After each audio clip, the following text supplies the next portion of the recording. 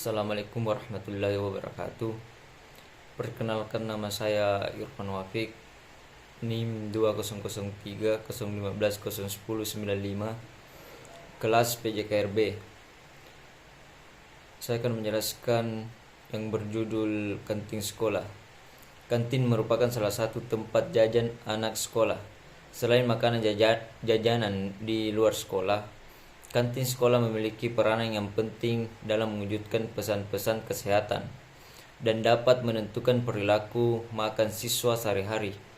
Melalui penyediaan makanan jajanan di sekolah, kantin sekolah dapat menyediakan makanan sebagai pengganti makanan pagi dan makan siang di rumah, serta cemilan dan minuman yang sehat, aman, dan bergizi.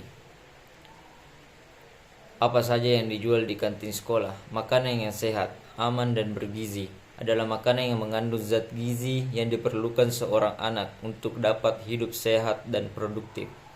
Makanan tersebut harus bersih, tidak kadaluarsa, dan tidak mengandung bahan kimia maupun mikroba yang berbahaya. Gizi yang baik dan cukup akan membantu pertumbuhan dan perkembangan anak secara optimal dan akan meningkatkan kemampuan kecerdasan seseorang. Sebaliknya, jika asupan gizi kurang, maka pertumbuhan dan perkembangan akan terlambat. Makanan yang beragam dan bergizi seimbang merupakan makanan yang mengandung zat tenaga, pembangun, dan pengatur. Makanan sumber tenaga adalah makanan yang banyak mengandung karbohidrat, lemak, dan protein. Makanan sumber zat pembangun terdapat pada kelompok makanan yang berasal dari hewan dan kacang-kacangan. Sedangkan makanan sumber zat pengatur terdapat pada semua jenis sayuran dan buah-buahan. Tidak semua jenis makanan memiliki semua zat gizi secara lengkap. Jika terjadi kekurangan salah satu zat gizi tertentu pada satu jenis makanan, maka dilengkapi oleh makanan yang lain.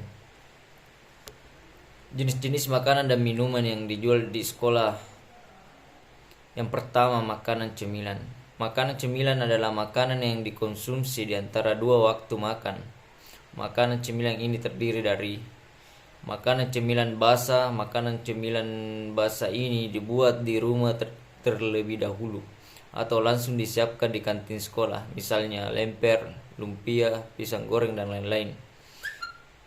Yang kedua, makanan cemilan kering. Makanan cemilan kering ini umumnya diproduksi oleh industri pangan, misalnya keripik, biskuit, kue-kue kering, dan lain-lain.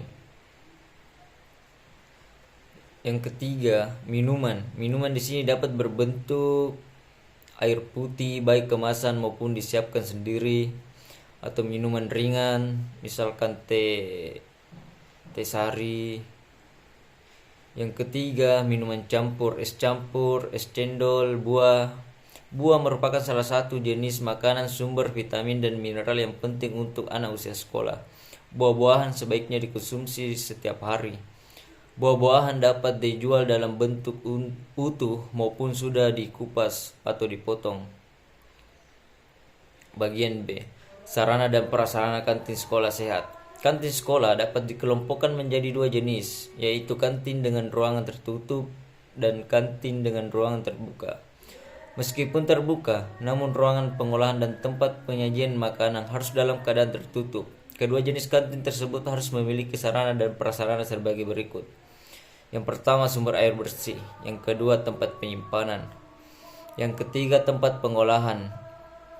Yang keempat, tempat penyajian dan ruang makan. Yang kelima, pendidikan. Yang keenam, fasilitas sanitasi. Yang keenam, perlengkapan kerja. Dan yang terakhir, tempat pembuangan limbah. Adapun syarat-syarat bangunan yang harus dipenuhi untuk kantin dan ruangan tertutup adalah lantai kedap air rata, halus tapi tidak licin, kuat dan dibuat miring agar mudah dibersihkan.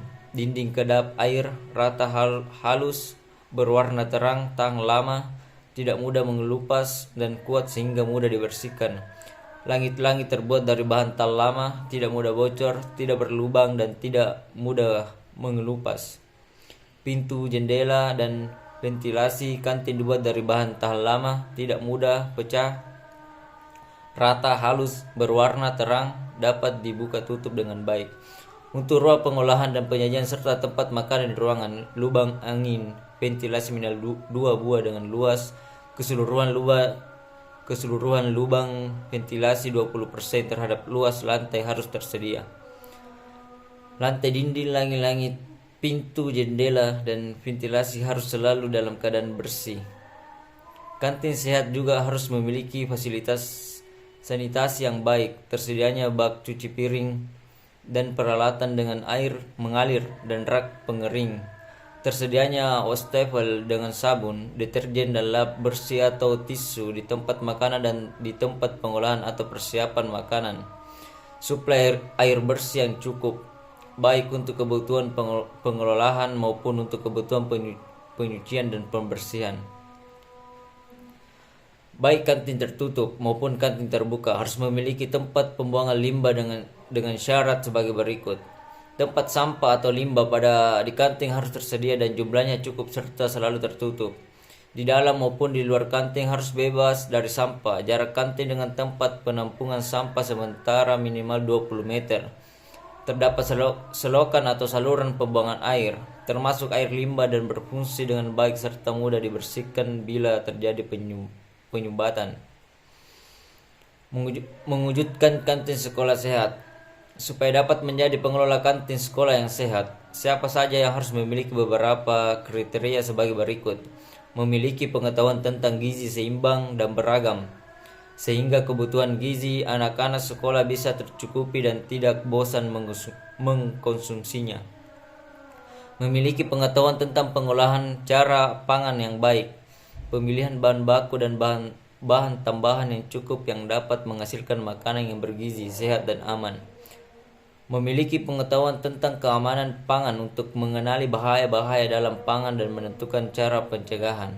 Memiliki pengetahuan tentang sanitasi dan higien untuk mencegah masuknya bakteri dan bahan kimia berbahaya ke dalam makanan.